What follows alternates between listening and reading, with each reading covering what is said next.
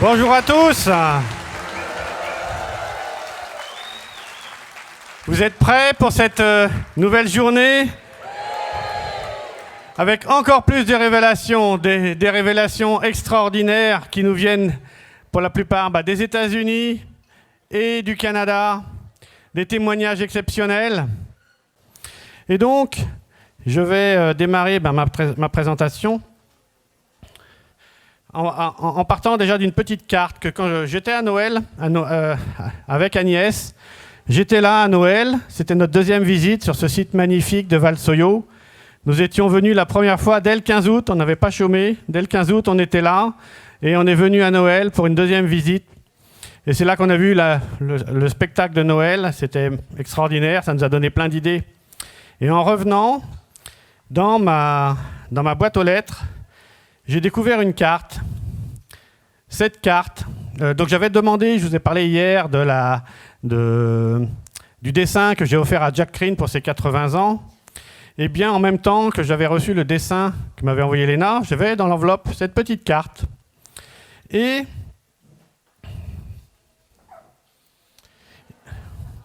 donc dans cette petite carte, il y a les vœux d'Elena pour Noël et pour la nouvelle année, ainsi que ceux de Stéphanie, sa sœur.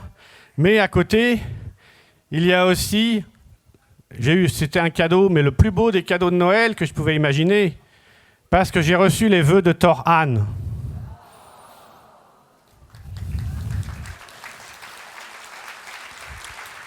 Et je vais vous lire ce que m'a dit Thor Han. Cher Chris, nous n'avons pas eu encore le plaisir de nous rencontrer, mais je connais ton cœur et ta mission. Davantage, tu découvriras bientôt à ce sujet. Continue d'éveiller les consciences de tes congénères terriens à la vérité. Bien des surprises t'attendent encore, toutes bonnes.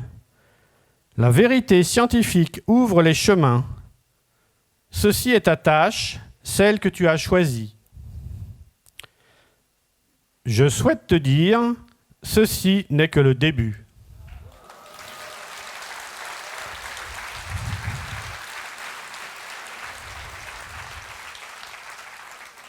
Donc quand vous recevez un tel message de Thor Han, haut commandeur de la Fédération Galactique, et qui vous dévoile votre mission, je me doutais que j'aurais un petit rôle dans cette divulgation, mais à ce point-là, franchement, c'est énorme et c'est magnifique. Bon. Et donc ça donne des ailes. Ça donne des ailes parce que pour faire organiser cette conférence, on ne s'est posé aucune question. On s'est dit, mais de toute façon, ils sont avec nous, on fonce. Voilà. Et donc, c'est Thor Han qui veut que je divulgue la vérité scientifique. Et donc, je vais vous donner un petit cours de physique. C'est Thor Han qui veut, hein. Et donc, je vais vous parler c'est de la physique, c'est très très simple. Vous allez voir que c'est très très simple en fait. On va revenir à la fin du 19e siècle, à la physique du 19e siècle, et où les physiciens considéraient que le vide était rempli de quelque chose qui s'appelle l'éther. Le vide, pour eux, n'était pas vide. Et depuis l'Antiquité, il y avait le cinquième élément. Donc l'éther était le cinquième élément. Et là, j'ai mis, sur ce slide, j'ai mis en haut à gauche Descartes. Donc là, c'était donc Descartes, lui, déjà défendait l'éther, comme Newton. Après, Newton est au-dessus, au milieu. En haut à droite, j'ai mis James Clerk Maxwell, le père fondateur de l'électromagnétisme, celui qui a sorti sa théorie de l'électromagnétisme. Et puis tout en bas, on a quelqu'un qui est venu perturber, on va voir, c'est quelqu'un qui est venu perturber toutes ces théories sur l'éther, c'est Einstein. Parce que c'est Einstein, on verra qu'il est parti sur une autre voie qui a fait sensation à l'époque avec sa relativité générale. Mais c'était une voie totalement qui remettait en cause tous les acquis. Et son adversaire principal, c'était Nikola Tesla. Donc Nikola Tesla, qui est en dessous, et aujourd'hui est un jour un peu particulier, parce que c'est l'anniversaire de Nikola Tesla.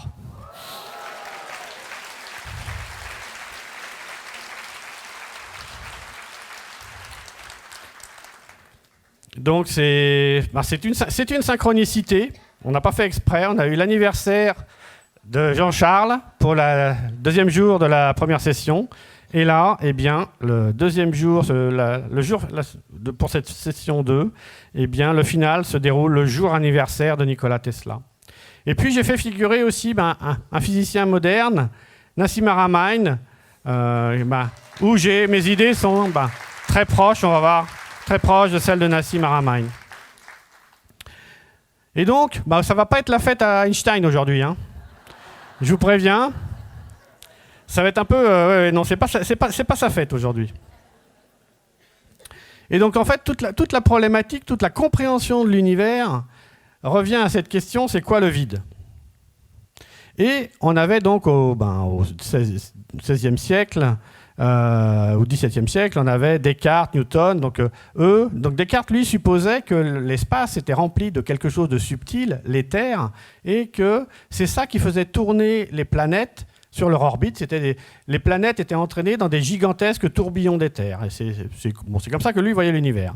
Après, Newton a compris, et après, ça c'est au début de sa carrière, et vers la fin, il avait un peu oublié, et après il disait que c'était un phénomène divin, mais quand il était encore au début de sa carrière, il avait compris qu'il y avait cet éther, et que la gravité, donc toute la question c'est quoi le vide et c'est quoi la gravité? La gravité, donc c'est ce qui nous fait tenir sur Terre ou tomber, ce qui fait tomber les pommes, et pas que.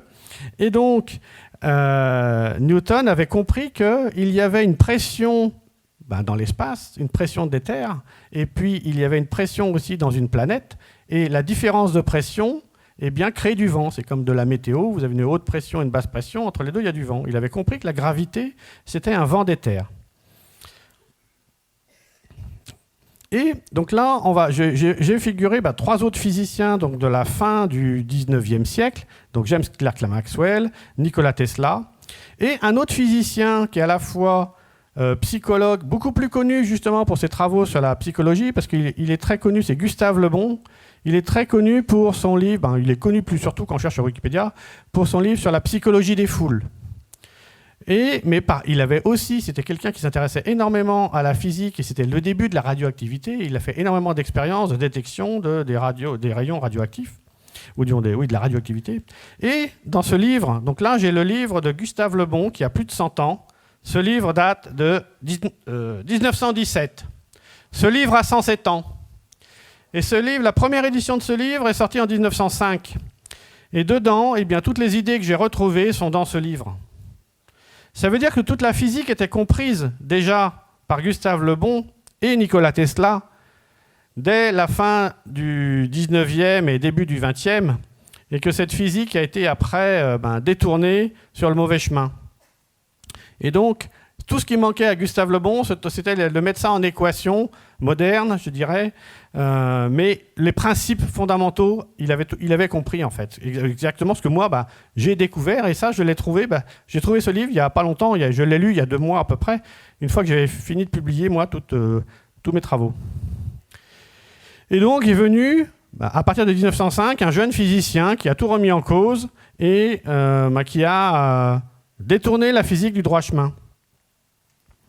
Et les idées d'Einstein ont donné naissance à la relativité générale. Donc ça, c'est l'infiniment grand, comprendre l'infiniment grand. Mais donc avec des théories, on peut faire dire un peu ce qu'on veut, parce que on a par exemple, avant de comprendre que c'est le Soleil qui tourne autour que c'est la Terre qui tourne autour du Soleil, la théorie à l'époque du Moyen Âge, donc jusqu'à Copernic et Galilée, tout le monde croyait que c'était le Soleil qui tourne autour de la Terre. C'était le système géocentrique.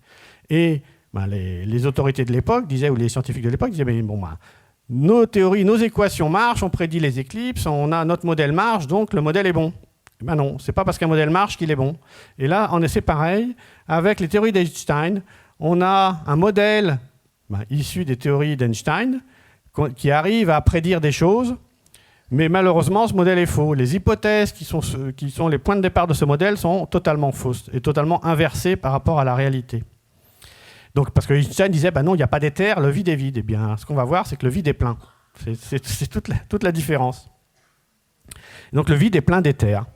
Et donc, les idées d'Einstein ont donné naissance après à à la physique quantique, mais en partant des mêmes idées. Et donc là, ils se sont intéressés à l'infiniment petit, avec Max Planck, Niels Bohr et plein d'autres physiciens qui ont donné donc, la naissance à la physique quantique. Et donc Einstein était aussi dans l'équipe, dans les réflexions autour de la physique quantique. Et donc là, on va voir que la physique moderne a un gros problème parce que la physique actuelle, que ce soit donc la cosmologie à gauche ou la physique quantique à droite, les deux se posent la question, y a-t-il de l'énergie dans le vide? Et si oui, quelle est cette quantité d'énergie? Et donc là, j'ai un petit thermomètre, un thermomètre un peu spécial, parce que chaque fois qu'on va monter d'une graduation, ça multiplie la quantité d'énergie par 10. À chaque petite graduation, on multiplie la quantité d'énergie par 10. Et on voit que la cosmologie nous amène à un chiffre très très bas. Donc là, on est même en dessous de 0. On est 10 chiffres après la virgule, 0,0001 joules par mètre cube. Donc là, c'est très très bas. Donc là, c'est ce que dit la physique, donc la cosmologie et la relativité générale, une fois qu'ils ont rajouté de l'énergie noire pour coller au modèle, ou coller aux observations, disons. Donc là, on voit très très peu d'énergie. Manque de chance. La physique quantique, là, on va multiplier par 10, en partant de la cosmologie, il faut multiplier par 10 123 fois. Donc on va multiplier 1 par 1 avec 123 zéros derrière. Donc on voit qu'ils ne sont vraiment pas d'accord. Et pourtant, ça, c'est la physique officielle. Et en fait, la physique de l'éther trouve un autre chiffre intermédiaire entre les deux, qui est à la graduation 35. Donc là, c'est 10 puissance 35, c'est la quantité joules par mètre cube. Ça, c'est la quantité d'énergie que donne la physique de l'éther et qui correspond à l'énergie des particules, d'un proton en particulier. Donc, on voit que la science officielle a un énorme problème avec ces 123 graduations d'écart entre les deux théories. Normalement, il n'y a qu'une seule physique, il n'y en a pas deux. Et donc, il faut voir même 3 avec l'électromagnétisme. Donc, il faut trouver unifier tout ça. Donc, c'est le gros problème de l'unification de la physique actuelle, parce que la physique aujourd'hui est au bord du gouffre. Et donc, avec l'éther, on va voir que tout se simplifie. Et là, on est dans la vérité. Et donc, là aussi, il y a deux physiciens bien connus. Alors, j'ai fait apparaître aussi Jean-Pierre Petit, donc en plus de Nassim Haramein, sauf que Jean-Pierre Petit, il est plutôt du côté d'Einstein. Il va compléter la relativité générale d'Einstein en introduisant une notion de masse négative, mais lui, il prolonge la relativité générale, et donc pour moi, il n'est pas sur les bonnes hypothèses. Et on va voir que les hypothèses de les théories de Jean-Pierre Petit et de Nassim Haramein sont totalement opposées. Donc ils ne peuvent vraiment pas se mettre d'accord. Et donc là, j'ai un petit tableau qui va juste comparer sur 2-3 critères. Donc on va comparer d'abord la relativité générale, la physique quantique, la théorie de Nassim Haramein, celle de Jean-Pierre Petit, et puis la physique de l'éther. Et sur 4-5 critères, est-ce que le vide est vide ou est-ce que le vide est plein? Est-ce que la vitesse de la lumière est constante ou est-ce que la vitesse de la lumière est variable? Donc est-ce qu'on peut changer la vitesse de la lumière? Est-ce qu'il peut exister des masses négatives? Aujourd'hui, une masse, c'est ce qu'on appelle, on leur attribue par défaut le signe plus, une masse est toujours positive, mais Jean-Pierre Petit a introduit la notion de masse négative. Et c'est ce qu'on trouve aussi dans les portails tels que l'explique Helena, eh bien, c'est de la masse négative. Donc, d'après les informations d'Helena, on sait que ces masses négatives, cette matière particulière, en fait, quand on dit une masse négative, c'est une matière qui repousse plutôt qu'une matière qui attire. Parce que la matière classique, comme tout ce qui constitue les planètes, les étoiles, toute la matière attire. Et là, ce serait une matière qui repousse. Et puis, l'autre critère, c'est, arrive-t-on à unifier l'infiniment grand avec l'infiniment petit?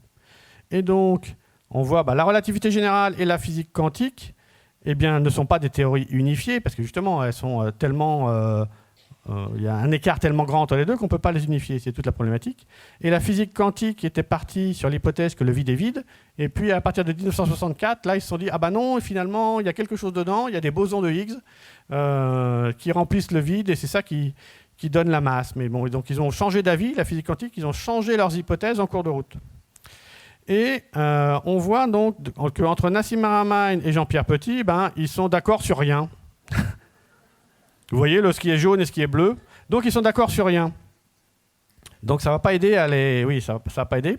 Et alors que donc, j'ai mis en bleu tout ce qui est compatible avec les théories sur l'éther. Donc le vide est plein d'éther. La vitesse de la lumière, c'est comme dans un gaz. Dans tout gaz, l'éther, c'est comme un gaz. Et dans un gaz parfait, eh bien, la vitesse dépend de la pression du gaz. Donc la vitesse est variable. Et oui, il peut y avoir des masses négatives. Comme je disais, les portails sont faits de masses négatives. Pour Jean-Pierre Petit, lui, les masses négatives sont à l'extérieur des galaxies. Mais il n'y en a pas partout. Pour lui, il y en aurait partout. Et dans le principe, non.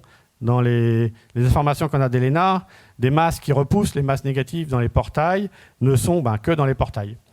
Et là, je ne suis pas d'accord avec Jean-Pierre Petit. Donc pour moi, les masses, comme ce sont des masses qui repoussent, même deux masses négatives se repoussent, alors que pour Jean-Pierre Petit, deux masses négatives s'attirent. Et puis, il est que sur l'infiniment grand et pas sur l'infiniment petit, malgré son nom. Et... alors que la physique de l'éther, eh bien, on va voir que ça unifie l'infiniment grand et l'infiniment petit. Et donc toute la question aussi, c'est de comprendre dans l'infiniment petit, c'est quoi une particule? Eh bien, une particule, là, vous voyez, ça c'est un très bon exemple. Un exemple, vous voyez là une tornade. Donc il y a de l'air partout. Il y a de l'air partout, mais l'air ne devient visible que dans la tornade. Pour une particule, c'est pareil. Il y a de l'éther partout.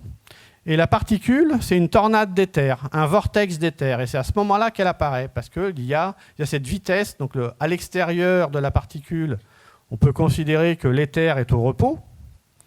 Mais là, la particule, c'est justement de l'éther qui tourne à toute vitesse sur lui-même. Et ça donne une particule. Sinon, l'éther est partout. Et donc là, c'est un bon exemple. On va voir ce qu'on peut faire avec des vortex. Donc là, une petite vidéo que j'aime bien. Là, donc on a un vortex, une particule en gros. Ça, c'est un vortex. Donc imaginez que c'est un vortex d'éther. Et donc après, ces vortex vont s'associer. Regardez, là, on est passé d'un grand vortex à un petit vortex. Et donc on peut jouer avec, on peut les associer, on peut les couper en deux, on peut faire plein de choses. La physique des particules, c'est ça. C'est l'énergie qui est dans le vortex. On va faire des petits vortex, des grands vortex. Tout ça, ça va se combiner. Et ça donne différentes familles de particules. Et donc, récemment, Toran, dans son message, disait que j'allais découvrir des choses. Et là, j'ai fait une découverte en physique fondamentale très importante récemment, donc 2 mois après le message de Toran. J'ai retrouvé la formule de Nassim Haramein. Nassim Haramein s'est fait connaître en 2013 parce qu'il a trouvé une formule, celle qui est encadrée en rouge, qui donne la relation entre la masse du proton, le rayon du proton, la constante de Planck, H ou H bar, constante de Planck réduite, et puis la vitesse de la lumière. C'est une formule qui est très magnifique. Et Nassim Haramein l'a découvert en 2013, mais avec une démonstration que moi j'appelle vraiment tirée par les cheveux. C'est comme s'il avait trouvé la formule, mais après il ne savait pas comment y arriver. Ou il a pas mal bricolé pour arriver avec 3 passes magiques pour moi dans sa démonstration. C'est une démonstration très très longue avec 3 passes magiques, plus de 60 lignes de calcul. Et à la fin, il arrive à cette formule. Et alors que là, eh bien, si on comprend ce que c'est vraiment un proton, le proton c'est la particule élémentaire, eh bien, un proton c'est un vortex. Donc là, j'ai mis dans le petit schéma en haut. Donc là, c'est un vortex. Bon, je l'ai mis en coupe, mais imaginez qu'il est complet. Donc vous avez un tor comme un gros beignet ou un petit beignet, un tout petit beignet. Et là, l'éther, imaginez que c'est de l'éther en rotation à toute vitesse qui donne cette forme de beignet. Et à la limite, à la frontière de cette particule, on est à la vitesse de la lumière. Et donc, j'ai figuré aussi à gauche les pères de la physique quantique, deux au moins, donc Max Planck, je l'avais déjà cité, et un autre, bien connu des ingénieurs en physique quantique, qui s'appelle Erwin Schrödinger, parce que c'est l'équation de Schrödinger qui décrit le comportement des particules. Et en fait, il faut savoir qu'un vortex obéit à l'équation de Schrödinger. Donc, là, on a quand même une piste très intéressante parce que ça confirme l'hypothèse d'avoir des vortex est une hypothèse pour moi qui est fondatrice parce qu'elle est conforme, elle répond à l'équation de Schrödinger. Et là, on a toute la démonstration. Cette démonstration-là, c'est trouver c'est quoi le plus gros vortex possible, le plus gros vortex qu'il est possible d'avoir. Et donc là, tous les calculs sont là. Et en 5 lignes de calcul, eh bien, le proton, c'est le plus gros vortex possible sans dépasser la vitesse de la lumière. Parce que donc on a à la périphérie, on a la vitesse de la lumière. Et donc si on dit, c'est quoi mon plus gros vortex possible? Ma plus grosse particule, eh bien, c'est un proton. Et là, on trouve le rayon du proton. Et alors que la physique moderne ne sait pas expliquer ce que c'est un proton et encore moins trouver la formule du rayon de proton parce qu'ils ont oublié l'éther. Donc on ne peut pas comprendre ce que c'est un proton sans avoir cette notion d'éther. Et là, on a des confirmations expérimentales du rayon du proton. Donc il y a eu, depuis 2010, un certain nombre de mesures qui estiment en laboratoire la taille d'un proton. Et là, donc, la petite animation l'épaisseur du trait vert, blanc ou rouge indique la précision de la mesure et donc la taille mini, la taille maxi, avec l'incertitude de la mesure. Mais toutes les mesures qui ont été faites depuis 2010 ont toutes une partie commune qui est toute petite. Donc la partie commune, ça va être la petite bande bleue qui est au-dessus. Et on va voir donc comment se place la théorie. Voilà. Donc là, en 2010, il y a une mesure verte, là, où c'est plutôt précis, en 2013 aussi. En 2017, d'autres mesures moins précises sur la bande rouge. En 2018, des mesures là plus précises, la bande verte. Après, en 2019, une première mesure, la bande blanche. Et une deuxième mesure. Bon. Et on voit que la partie commune, c'est la bande bleue tout là-haut, au-dessus, donc qui est très très fine. Et donc ça, c'est la petite bande bleue, quand j'ai zoomé dessus. Et le trait jaune, eh bien, c'est la valeur théorique donnée par la formule précédente. Donc on voit qu'on est tout à fait conforme aux mesures expérimentales et quasiment au milieu de la plage d'incertitude. Donc ça, c'est une découverte en physique fondamentale qui est très importante. Et donc maintenant, une fois qu'on a compris ce que c'est une particule, eh bien, maintenant je vais vous dire comment moi je vois ce que c'est souvent les gens se posent des questions, c'est quoi la densité, c'est quoi une dimension? Donc c'est deux choses différentes. Et donc on va regarder à droite, mettons, ce que c'est une dimension. Une dimension, c'est quelque chose qui va nous faire passer d'un univers à un autre. Par exemple, là aujourd'hui, on connaît l'univers à 4 dimensions, 3 dimensions d'espace, 1 dimension de temps. Alors Elena nous a appris dans ses webinaires il y a quelques jours que le temps est à plusieurs dimensions. Donc là, il va falloir qu'on arrive à comprendre ça. Mais bon, restons sur nos 3 dimensions d'espace et 1 dimension de temps. On a 4 dimensions dans notre univers. Pour changer d'univers, il faut prendre l'ascenseur. On va prendre l'ascenseur et on va changer d'univers. Donc cet ascenseur, c'est une dimension de plus qui va permettre d'aller visiter des univers différents. Donc avec 1 dimension de plus, on peut aller visiter des univers différents. Donc il faut 1 dimension supplémentaire pour aller visiter ces multivers ou ces autres univers. Alors qu'à gauche, là, on vous dit, pour changer de densité, il faut augmenter vos fréquences. Mais là, on dit, c'est bien gentil, mais qu'est-ce que ça veut dire, augmenter sa fréquence? Bon. Eh bien, là, on voit, une particule, si on demande à une particule d'augmenter sa fréquence, ça revient à ce que l'éther dedans tourne plus vite. Donc, si l'éther, là, je pars de notre densité à nous en bas, avec des gros protons, eh bien, si maintenant on dit, dans une densité supérieure, on augmente la fréquence, eh bien, l'éther tourne plus vite. Mais si l'éther tourne plus vite, eh bien, le proton est moins gros parce que sinon, il va dépasser la vitesse de la lumière sur les bords. Et si vraiment il tourne encore plus vite, eh bien, il est encore plus petit. Et donc, changer de densité, aller à des densités supérieures, revient à augmenter sa fréquence, mais on est finalement sur des densités qui sont plus légères. Donc maintenant, petite explication sur ce que c'est la gravitation. Là, c'est très simple aussi. Donc, comme je l'évoquais, on va voir que maintenant qu'on a compris ce que c'est qu'une particule, c'est un petit toroïde, un petit vortex. Ce petit vortex va aspirer l'éther, ça attire l'éther. Ça attire l'éther, et après, toute la problématique, c'est de comprendre l'éther qui est attiré, quand il arrive vers la particule, qu'est-ce qu'il devient? Donc là, on voit les particules d'éther l'éther qui est aspiré, et ça finit en onde de compression. Donc ça, c'est quelque chose qui nous a été confirmé par Jenan récemment.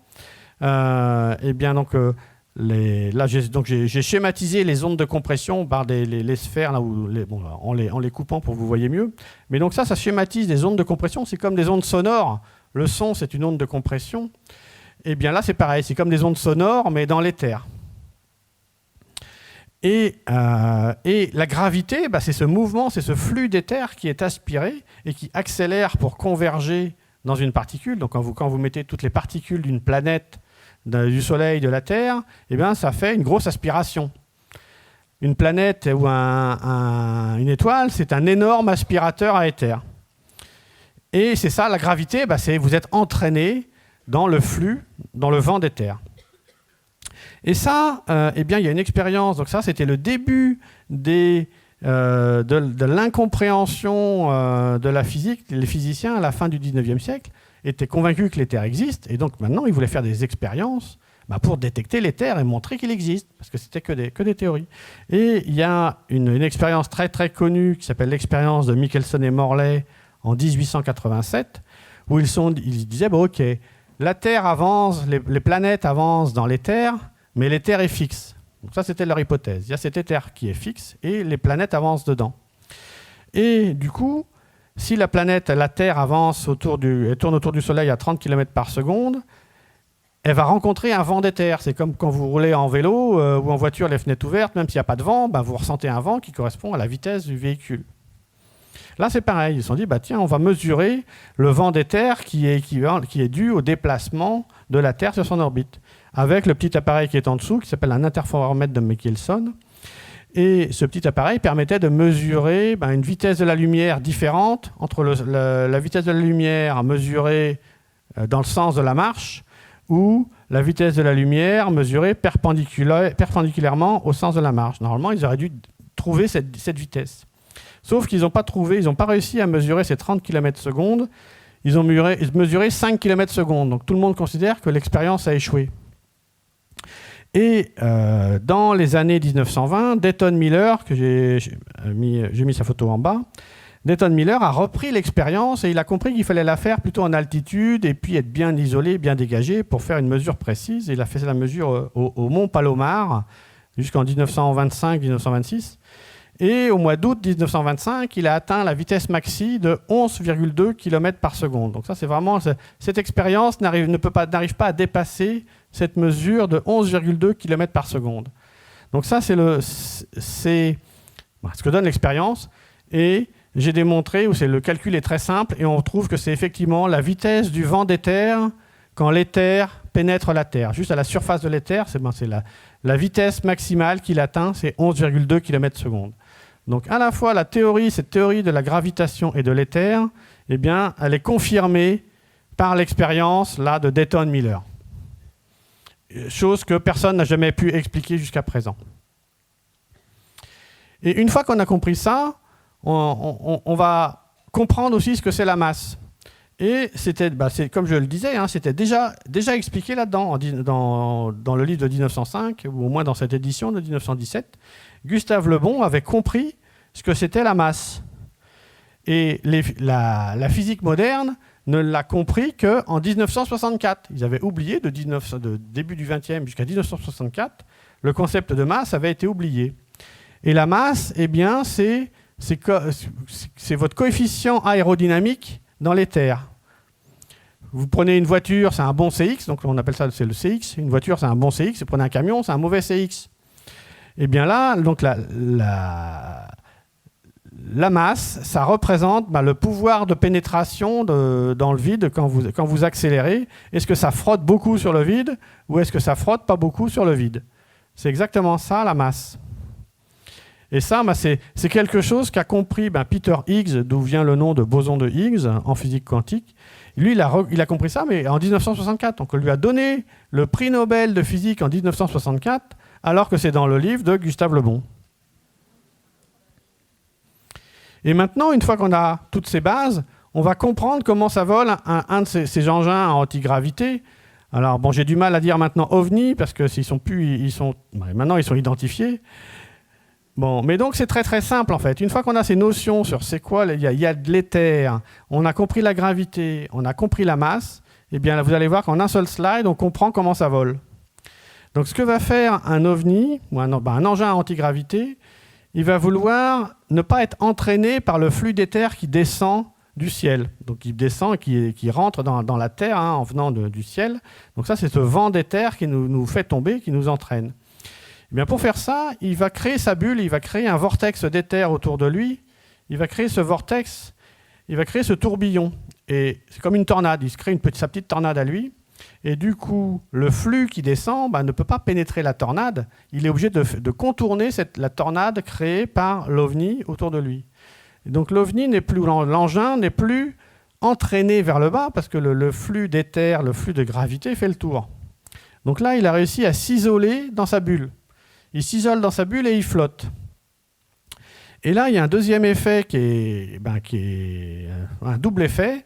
Comme je disais, la masse, c'est aussi le frottement sur le vide ou le frottement sur l'éther. Mais comme il est dans son propre éther, eh bien, il n'a plus de frottement parce que le flux de gravitation ne peut plus frotter sur l'OVNI. Donc, l'OVNI perd sa masse. La masse disparaît parce qu'il s'est isolé dans sa bulle. Donc, non seulement il n'est pas entraîné par la gravité, donc en bas, j'ai dit G égale V0, G c'est le symbole de la gravitation, G égale 0, et la masse, M, égale 0.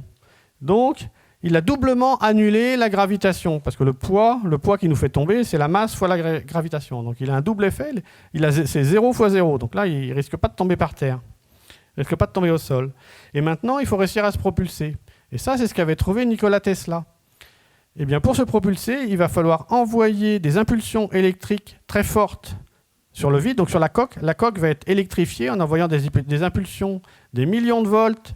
La coque va être mise avec des millions de volts et à très haute fréquence. Et ça va modifier la pression d'éther en dessous. Donc il va s'appuyer sur l'éther et le vide en dessous va le pousser.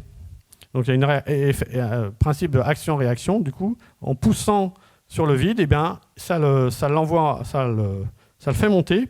Et donc c'est comme si c'était un surfeur qui surfe sur sa propre vague. L'OVNI va créer sa vague de pression et hop, il s'entraîne. Et c'est pour ça que ces engins partent à très très haute vitesse parce qu'ils n'ont plus de masse. Donc c'est pas plus compliqué que ça. Donc ça c'est pour le principe de vol sans téléportation, sans prendre des raccourcis, etc. Donc c'est une fois qu'on a cette théorie, toute cette physique devient très très simple en fait. On comprend comment ça marche. Donc il reste encore à comprendre tout ce que c'est le temps, la téléportation. Il y a encore, ça ouvre là tout un champ nouveau de recherche pour découvrir tout ce qui reste à découvrir autour de cette physique. Et là, eh bien, on explique aussi, grâce à l'éther, pourquoi la physique moderne a un très gros problème, la cosmologie a un très gros problème, c'est qu'ils ne savent pas expliquer pourquoi les galaxies spirales n'explosent pas. Parce que les galaxies spirales, avec la théorie de la relativité générale, devraient exploser. Elles ne peuvent pas exister. Parce que les étoiles vont trop vite à la périphérie. Ils ont détecté que les étoiles allaient trop vite à la périphérie. Et donc, elles ne peuvent pas exister. Alors que, en fait, les étoiles, eh bien, la galaxie, c'est une gigantesque vortex ou une gigantesque tornade d'éther. Et donc, les étoiles à la périphérie sont entraînées dans le vent d'éther. Et c'est ça qui explique pourquoi les étoiles vont plus vite que ce que prédit la théorie d'Einstein. Donc, c'est uniquement parce que l'éther est en rotation. C'est oui, comme je disais, un gigantesque vortex. Et puis, ils ont lancé récemment le télescope James Webb. Et c'est un télescope qui est capable d'aller mesurer ou d'aller prendre des photos vraiment dans l'espace profond, très très profond. Et là, il se gratte la tête parce que chaque nouvelle photo du télescope James Webb, donc dans l'espace profond, eh bien, il découvre des galaxies qui ne sont pas censées exister parce que là, on est au-delà de la date de naissance théorique de l'univers donnée par la théorie du Big Bang. Donc là, ils sont bien embêtés parce qu'ils comprennent là que le Big Bang, la théorie du Big Bang est fausse, mais ils n'ont pas de théorie alternative pour l'instant pour expliquer pourquoi ces galaxies sont là alors qu'elles ne devraient pas être là. Donc tout ça, ça montre que la physique moderne, eh bien là, ils sont au bord du précipice et ça va être énorme parce que ça fait 120 ans, depuis Einstein, la physique a fait fausse route. Donc toute notre physique est fausse, la physique moderne. Il faut revenir à la physique du 19e siècle et à la physique de l'éther, qu'avait compris Tesla. Et donc tout ça, moi j'ai publié récemment dans un journal de physique très sérieux, un journal avec comité de lecture qui s'appelle le Journal of Physics and Optic Science, où j'ai expliqué comment réunifier toute la physique moderne, ou toute la physique grâce à l'éther, à la fois la cosmologie et la physique quantique. Et donc, je disais, Nikola Tesla était le premier à découvrir ça, mais dès 1892, parce qu'il faisait des expériences avec ses bobines de Tesla, où il jouait avec les très hautes fréquences, les très hautes tensions, et il cherchait toujours il voulait monter à 100 millions de volts, et avec 1 million de cycles par seconde, mais on se dit, mais qu'est-ce qu'il veut faire et pourquoi il fait ça? Parce qu'à quoi ça sert? Eh bien, voilà l'explication. Donc ça, c'est une explication qu'il a donnée le jour de son 81e anniversaire, donc 10 juillet 1937, la photo date de ce jour-là. Donc voilà ce qu'il déclare. Il faisait un discours à chaque anniversaire.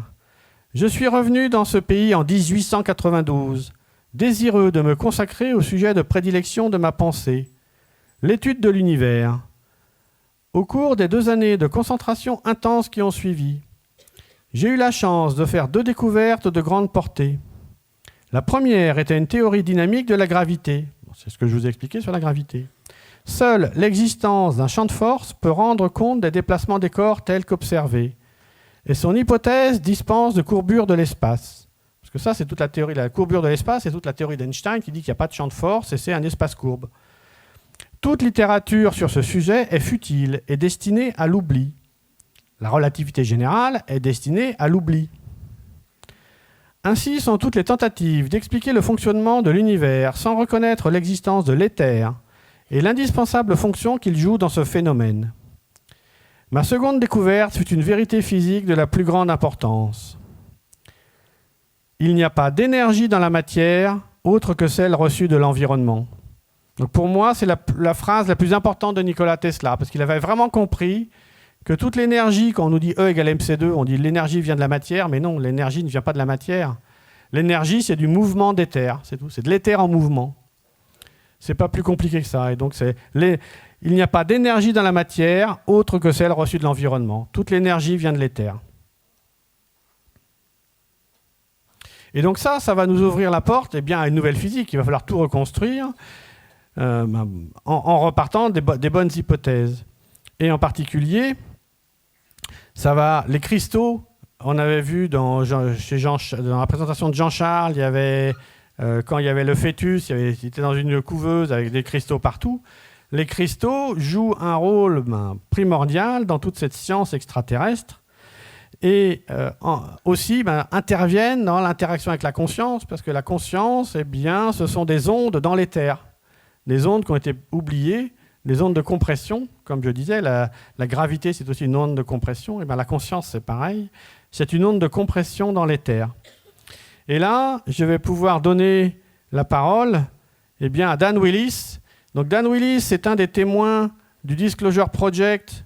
Le Disclosure Project, c'était donc un regroupement de militaires. Il y avait plus de 500 militaires qui ont travaillé avec le docteur Stephen Greer pour divulguer les vraies informations sur ce qu'eux ont vu, sur tout ce qui est phénomène OVNI, c'était dans les années 2000, et à une conférence en 2001 qui avait été donnée près de la Maison-Blanche à Washington.